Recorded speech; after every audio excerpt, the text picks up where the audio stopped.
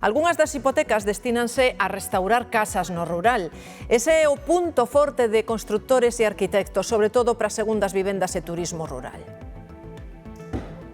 Para falar de reformas no rural, achegámonos a Puxedo. O 40% desta aldea do Xurés foi recuperada nos últimos 10 anos. Detrás da maioría das rehabilitacións de casas está o mesmo constructor. Respeitamos os materiais que se podem aproveitar, a pedra principalmente, restaurando a pedra, colocando-os nos sítios delas e fazendo as alterações para que a casa se sinta confortável e que se adapte à nova construção.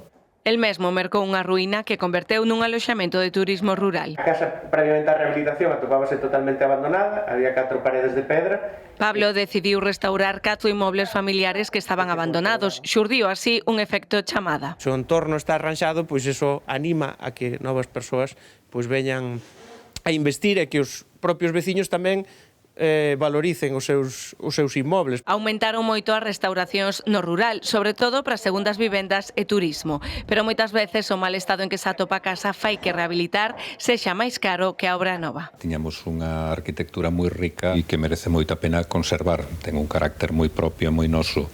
O paso do tempo, a falta de inversións, o avellentamento e a despoblación foi provocando que moitas desas casas se cerraran. E ao cerrarse, foronse degradando, perderon moita calidad, co cual as rehabilitacións son máis costosas. O metro cadrado custa entre 1.000 e 1.600 euros. Mercar un inmoble no rural para rehabilitar depende moito do estado, pero poden atoparse dende 1.000 euros.